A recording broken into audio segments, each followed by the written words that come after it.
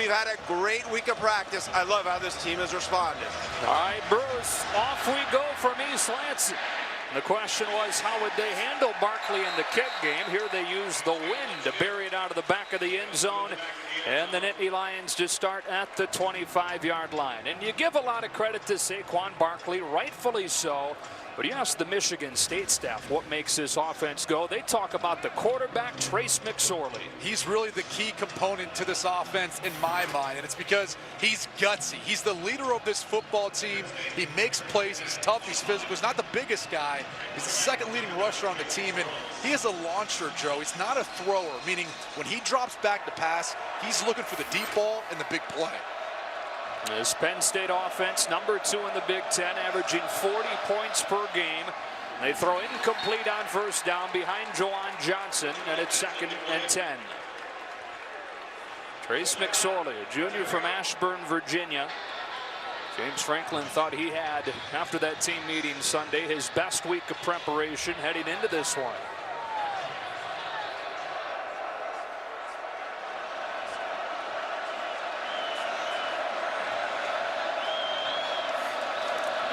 A fake to Barkley.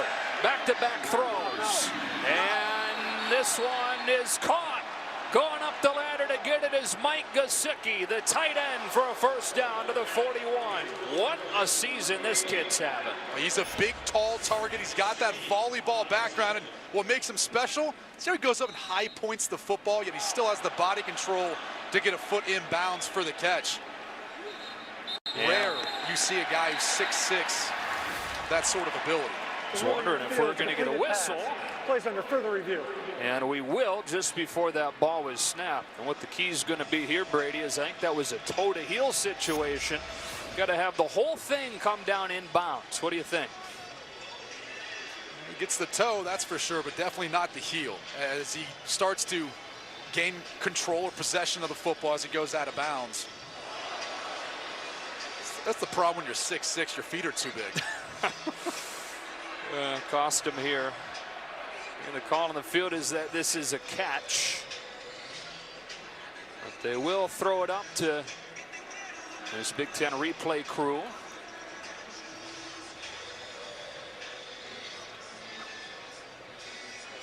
Looks like Mark D'Antonio clearly thinks he's out. You can see him waving in the background. One interesting thing of note, because if you look at the first 2 plays of this game thus far, Josh Butler was targeted on the very first play. He's replacing Justin Lane at the cornerback position. Typically Lane's the starter as we wait for the call. After further review, the ruling on the field stands. First down. All right, so because the call on the field was a catch, they didn't think they had enough there in replay to overturn it.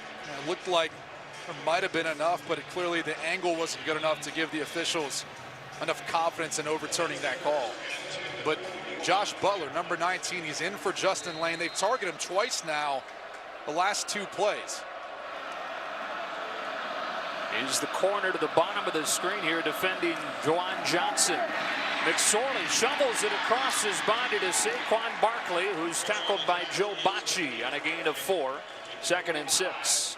One of the reasons why the Penn State offense is so effective is unique ways offensive coordinator Joe Moorhead finds ways of getting Saquon Barkley the football. All of a sudden you think Trace McSorley's keeping the ball out on the edge. Meanwhile, he pitches it back inside of Barkley for a positive gain. On 2nd down, they fake to Barkley, and it's knocked down at the line of scrimmage as he was again looking for Gesicki. And part of the reason they've had to do that, getting the ball to Barkley out of the backfield, is teams have focused so much on taking him out of the run game, they've had to be more creative. Talked about that in the open. Typically, a team's going to load up the box to stop the run. And that's definitely the MO of this Michigan State defense. Now with one-on-one coverage on the outside, expect the ball to go to Deshaun Hamilton, number 5.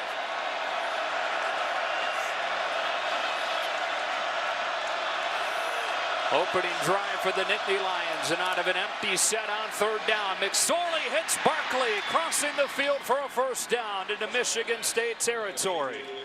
Willis and Dow with a tackle, but Barkley converts.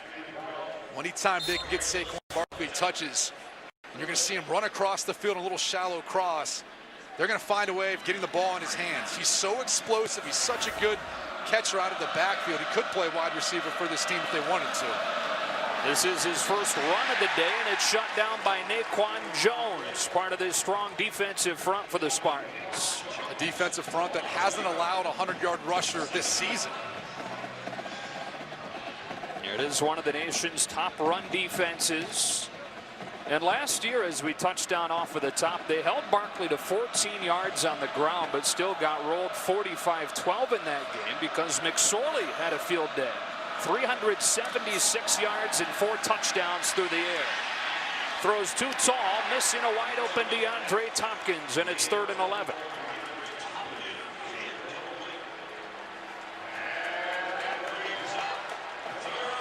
This is those 3rd and long scenarios where the Michigan State defense likes to bring in somewhat of a NASCAR package. Bring in a little bit smaller sized edge rushers. The guy they really like is Brandon Randall, number 26. Hasn't really gotten off to a hot start yet this season, but he's a guy to keep your eye on. This is a spot where Penn State struggled against Ohio State, protecting in these situations. Only a 3-man rush, still able to flush him off his spot. It's tipped and intercepted. Once again, pressure applied to McSorley. Joe Bocci, the beneficiary, with the interception. Tips and overthrows. That's what defenses feast on. Michigan State is able to get enough pressure on McSorley to force him out of the pocket. That's typically when quarterbacks are the least accurate. There's the leader of the defense, Joe Bocci, able to haul in his 2nd interception of the season.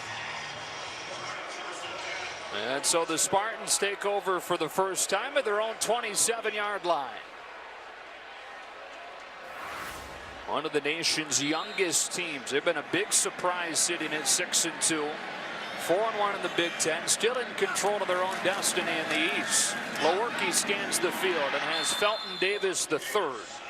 He was part of a big day for Lewerke in the loss at Northwestern. School record 445 through the air, and he said he gained a ton of confidence going back and watching that on film. Well, he had to. He was a big reason why they led that 2-minute drive that got them into overtime. But he's got that quick release. He's a willing runner, a little bit different than what we've seen from Michigan State quarterbacks in the past. And he's fast through his progressions, processes things very quickly. And that is movement from the left side, Cole Chewins. Michigan State penalized 9 times in the triple overtime loss at Northwestern. False start. Offense, number 61. 5-yard penalty. Made 2nd down. Call for the first time today. It's Mark D'Antonio, their head coach. In his 11th season. And he told us yesterday the goal is always to go into November with a chance to play for a championship. And even with the loss last week, Michigan State has that.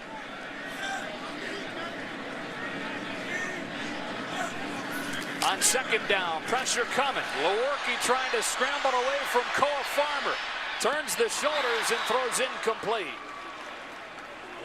Intended receiver was Darrell Stewart, and it's 3rd down and 11.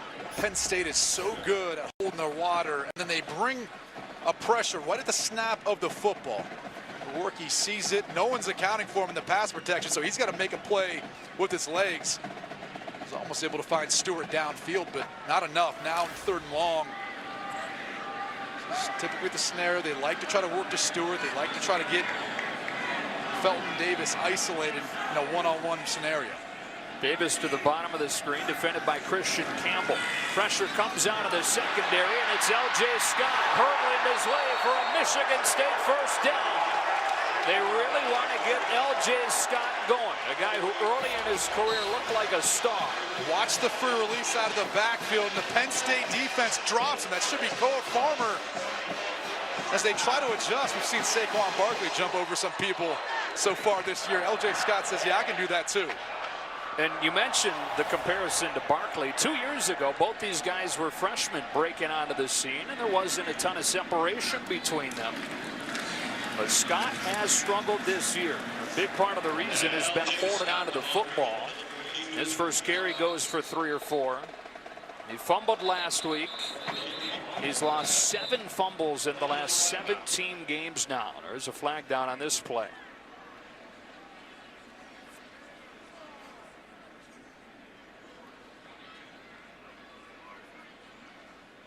After the play was over, unsportsmanlike conduct, offense number 94. 15-yard penalty from the end of the run. The down counts, second down. This is his first unsportsmanlike conduct penalty of the game. See him right there. This is one of the things that's been an emphasis really the past couple seasons. The extracurriculars that happen after the whistle was blown. Guys are on top of piles. Not trying to do too much after the play. So instead of a 2nd and 6, 2nd and 21, and you can hear on some of our field microphones the rain starting to fall. Only a 4-man rush this time. Out of the backfield again, L.J. Scott. White shirt spotted quickly, able to slip his way for 2. But Grant Haley holds on, and it's 3rd and a mile for the Spartans. We're talking about L.J. Scott a minute ago with some of his struggles holding on to the football. As the rain comes down, that's not going to make it any easier for a team that's really battled that the entire season. It's almost gotten to the point where it's not just a physical thing, it's a mental thing. You know, they've overcoached it at times. Other times they've tried not to really acknowledge it. And they really feel like it's affected the way L.J. Scott has run the football, because now, instead of being as a physical runner that he is, he's so conscious of ball security that he's not running the same way. And this week you're facing a team that is as good as any in the country at forcing turnovers in Penn State. Lewerke into a tight window for a first down. They needed 19 and got 20 to the true freshman Cody White. He's really stepped up as the year has gone on. There he is right there at the top of your screen, number 7, Cody White. And he finds the soft spot in the zone coverage. You can see him settle down. He knows exactly where his quarterback is looking for, right around the sticks. That was the biggest key, being able to get just enough so when he did get tackled, he didn't have to worry about losing any yardage. Set a Michigan State freshman record with that performance last week at Northwestern. 165 yards on 9 catches. From the 49, here's L.J. Scott. Room off the right side, spinning his way to the 45 on a gain of 6.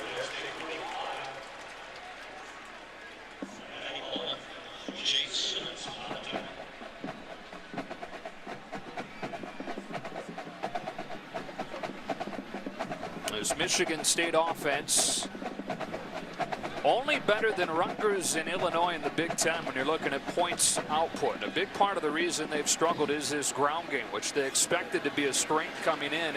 Really hasn't been. Went to the ground on first down. Back to it again here. And L.J. Scott unable to get going. It's a short gain and it's 3rd down.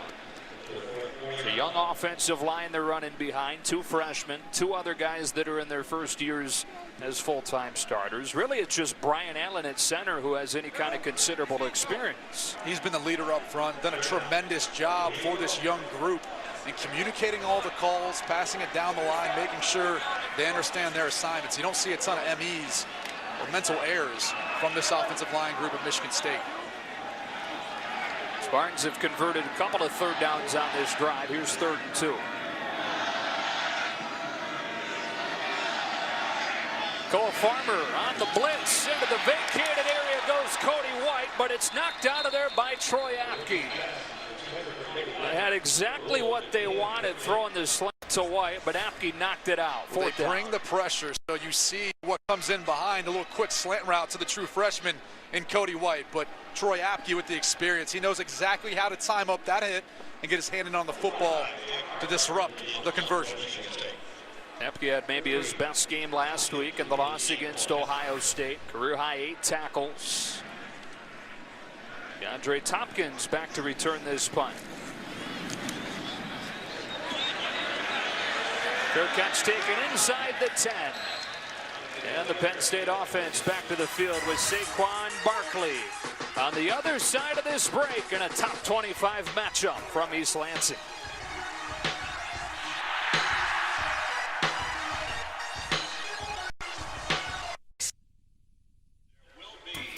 Our Go RVing sights and sounds from East Lansing this morning. The tailgaters are out here early with this noon local start. It feels like Big Ten weather, doesn't it? These low 40s temperatures. Could do without the rain. Yeah, especially when it gets down like this. You'd almost rather got a little bit colder so it became snow and not rain. Penn State backed up to its own 8, beginning its second drive of the day. McSorley in that run pass option delivers a strike to Deshaun Hamilton for a first down across the 20. When you talk about RPOs, run pass options, it always puts a defender in a run pass conflict, meaning he's got to play the run but also the pass.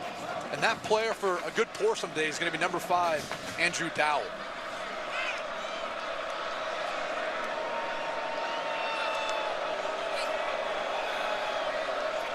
First down from the 23. Here's Barkley trying to get room outside, and he's cut down by Justin Lane. Converted wide receiver, good size at the cornerback spot. Yeah, probably the guy that matches up best with some of the bigger targets on the outside for Penn State. Lane 6'3", 180 pounds. The most impressive thing about that last play is he was a wide receiver converted to cornerback. Not many quarterbacks want to try to tackle Saquon Barkley, especially guys who previously caught the football. Gain of 1, 2nd and 9. Spartans rushing only 4. McSorley steps into a strong throw to the sideline for Tompkins and a first down. DeAndre Tompkins had his first touchdown of the season last week in acrobatic fashion, and he's got a catch here to move the chains. He's just going to run a little simple out route, and there's going to be a timing element of it. But one of the things that impresses you the most about Trace McSorley is his ability at 6 foot, 195 pounds. He really drives the football. He's got a pretty strong arm. Tucks it and takes off, getting a short gain. He can run. He's their second leading rusher, more than 300 yards on the ground this season, and led the team last week in the 39-38 loss in Columbus. Well, it's not often you see a running back go to Wildcat and the quarterback stays right next to him in the running back position. They do that at Penn State from time to time.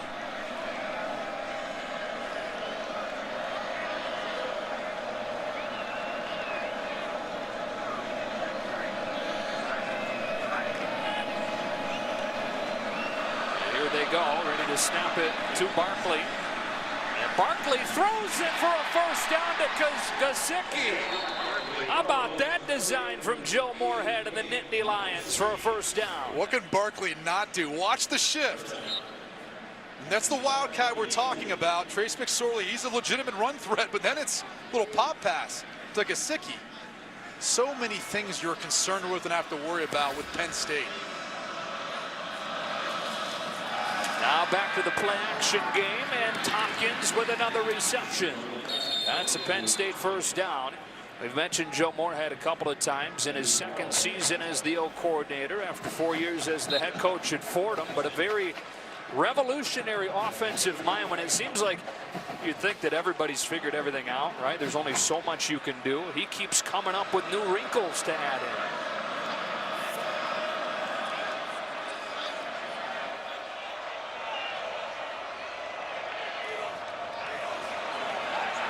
Stayed on the move on a drive that started inside its own 10.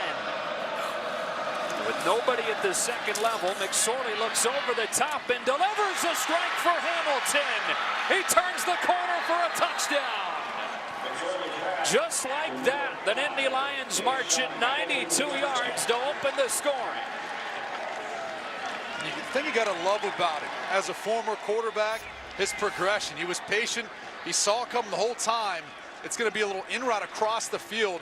And McSorley, as he drops back, he just waits for that window to open, steps up the pocket, and delivers a perfect strike.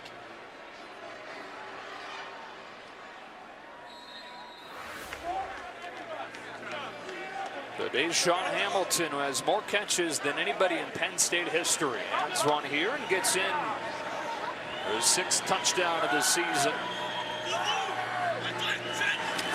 Tyler Davis, who has never missed an extra point, adds another here. Trace McSorley now tied for the program record. Christian Hackenberg, previously the record holder. 48 career touchdowns for the junior, and Penn State with a first quarter lead.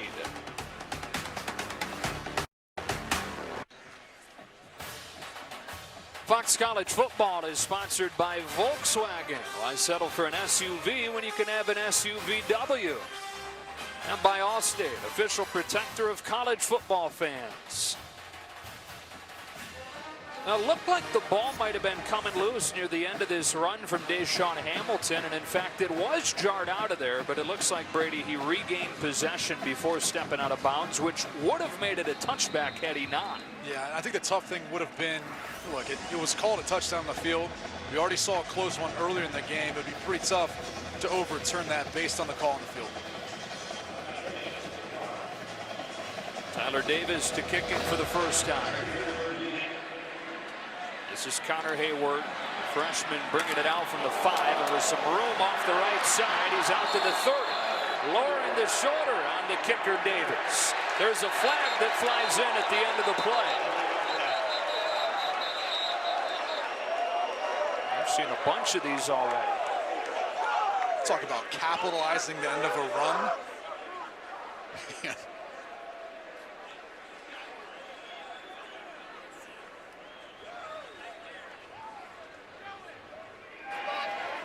Personal foul, late hit out of bounds. Number 6 of the kicking team. 15-yard penalty after the end of the run. First down.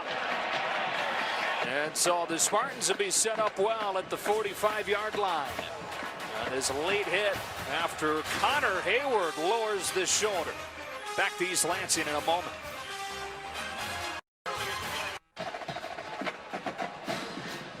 Aerial coverage of today's game being brought to you by our good neighbors at State Farm. State Farm is here to help life go right.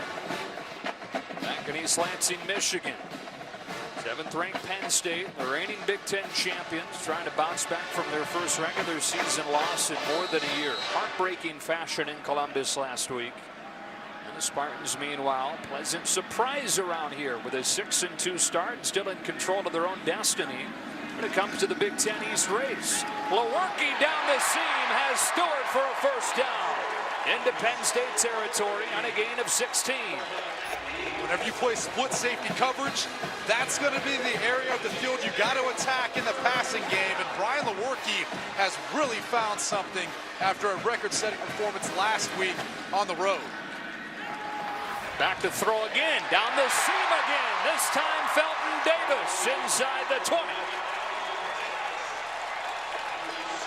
Penn State runs those split safety coverages. I mean, typically you have 2 guys back, but they do it in a variety of ways. Sometimes it'll be 2 safeties. Sometimes it's a cornerback, and he'll be playing the deep half of the field, and the safety will play what's called a swipe coverage, meaning they switch responsibilities. That was one of the areas that J.T. Barrett attacked last week, 33 of 39 against his Penn State defense. They bring some pressure here. Lewerke scanning the field, throws it into one-on-one, incomplete, flag flies. White, the intended receiver, and got hung up with Grant Haley.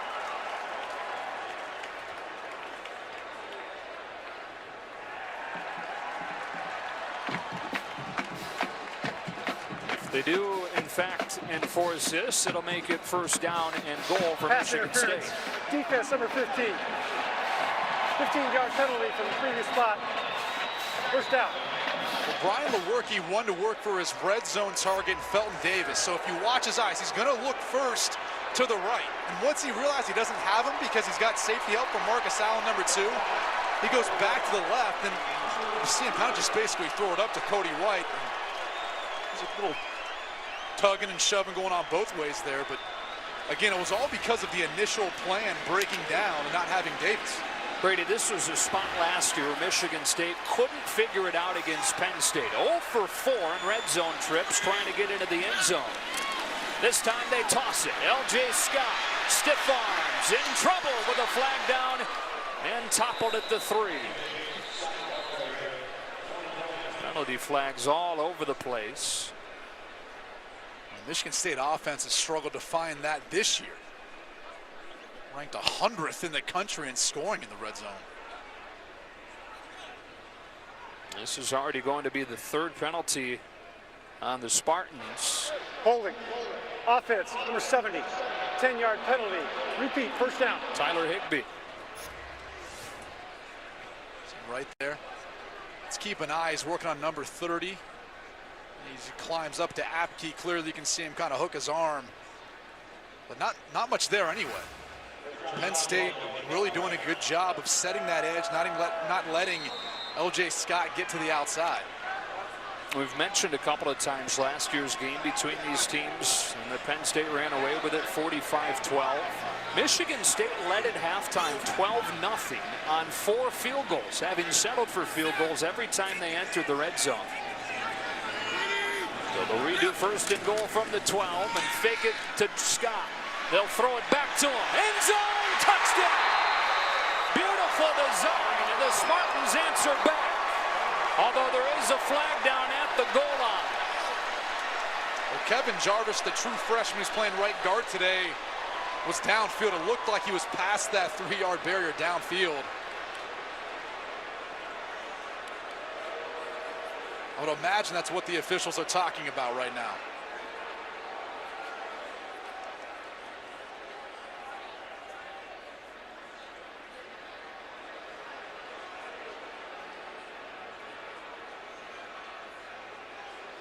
Ineligible receiver downfield. Offense number 75. 5-yard penalty from the previous spot. Repeat, first down. That's a true freshman, Kevin Jarvis, and it's getting worse. You see him right here, and watch once he rolls out and he throws back. Watch Jarvis just continue to work downfield. Kind of loses his place. He's working on Marcus Allen, the safety, and he's got L.J. Scott in coverage. So that's what makes it even more egregious, because Allen's saying, hey, I'm trying to cover this guy. This guy's still blocking. We're 6 yards downfield. And it draws some attention to it when it's the guy responsible to cover the touchdown score. Lewerke back to throw. It's the crosser. Davis able to run away from Farmer and get inside the 10.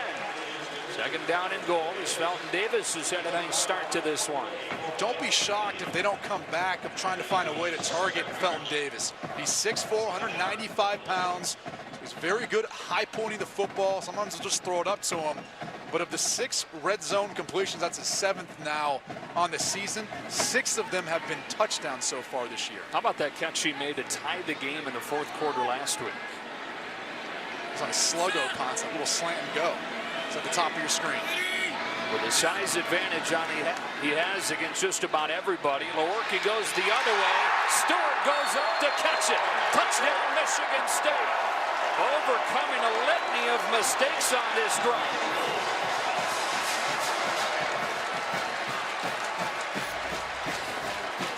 It's a simple corner route. He's just going to run to the corner of the end zone. Lewerke gives him an opportunity where once he beats Apke in coverage, he can go high point the football and make a great catch. You talked about Felton Davis and the ridiculous catch last week. Darrell Stewart having a couple as well to help them maintain some of those long drives. Extra point coming from Matt Conklin in Michigan State. Wasting no time responding to tie this game. Darrell Stewart for Brian Lewerke. This kid can play. 8 of 10 so far through the air and tied up in the 1st quarter.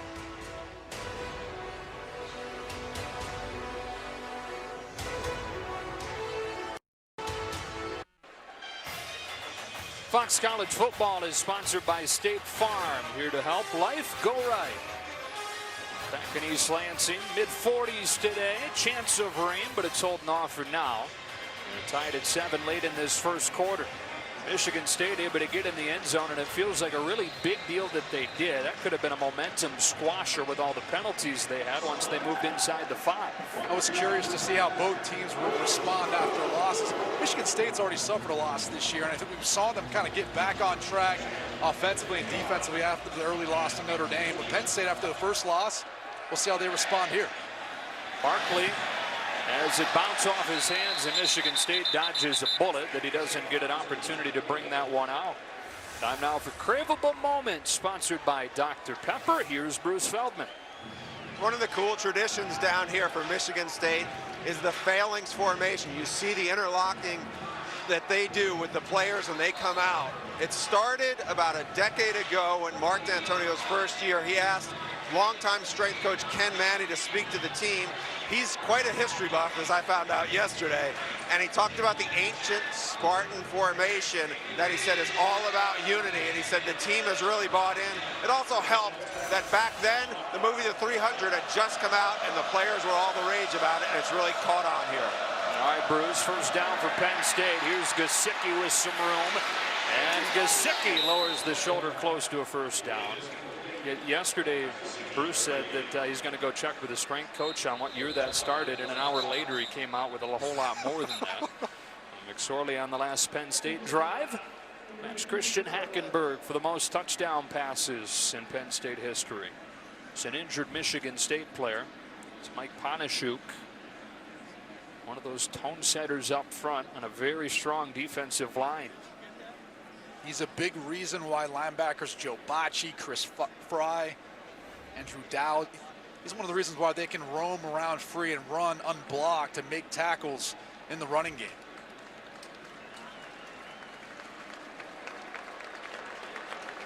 So Panashuk helped to his feet. Michigan State staff thought that they got tired in triple overtime last week, and you don't blame them getting that deep into the game, but they hadn't rotated as frequently as usual. They plan to go a little bit deeper in the rotation today to avoid hitting one of those situations again. And offensively, they didn't think they ran the football enough in that game, kind of got away from it, kind of had to, but it also allows your defense to face less plays and get a little bit more rest too. 9 yards on first down, so 2nd and 1.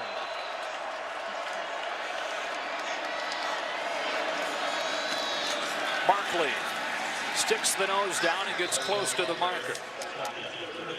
Saquon Barkley, junior from Copley, Pennsylvania, on his way to becoming the 3rd player in Penn State history with 3 1,000-yard seasons. He was the Big Ten Freshman of the Year in 2015. Big Ten Offensive Player of the Year last year, ran for more than 1,500. One of the Heisman frontrunners here is a junior. On first down from the 35, they punt short and now throw short. Hamilton already with a touchdown. Now with a burst, stays on his feet into Michigan State territory on a gain of 16. They call it a levels concept. So there's 3 levels. You got your deep ball, your intermediate route, and your short throw. McSorley wanted Juwan Johnson downfield. The Michigan State secondary did a good job covering down. He decided to check it down to Hamilton, who got yards after the catch.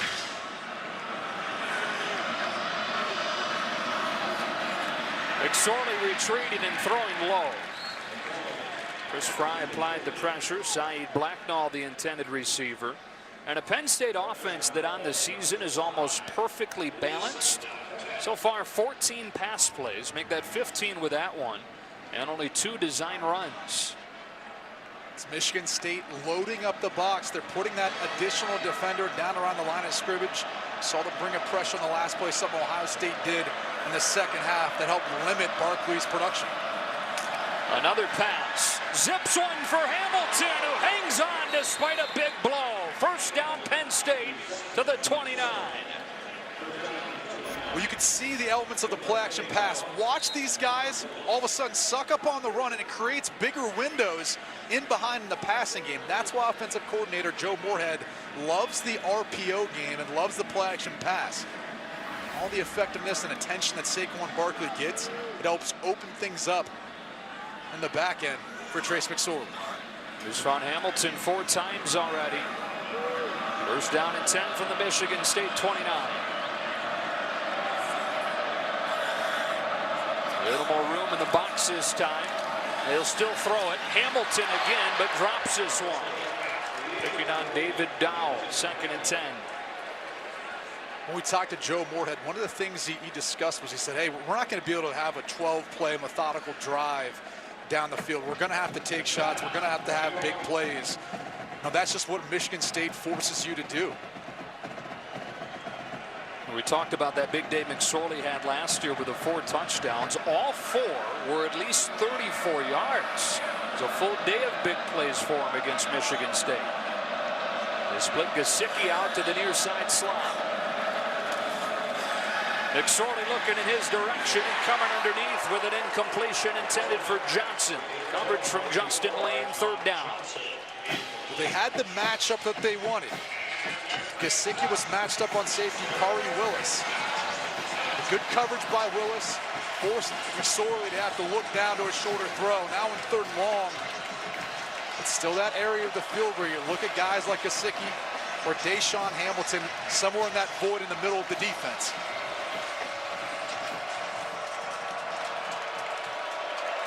Both at the top of the screen.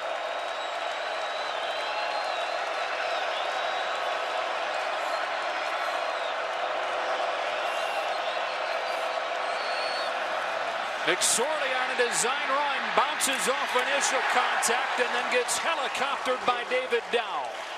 A short gain, 4th down, and it would be from here a 44-yard. Design quarterback run. You see McSorley try to cut it up inside. If not, a good job bouncing, but Gesicki not giving him much help from the outside. Mentioned a 44-yarder and into the wind here, so they keep the offense on the field for 4th down and 8.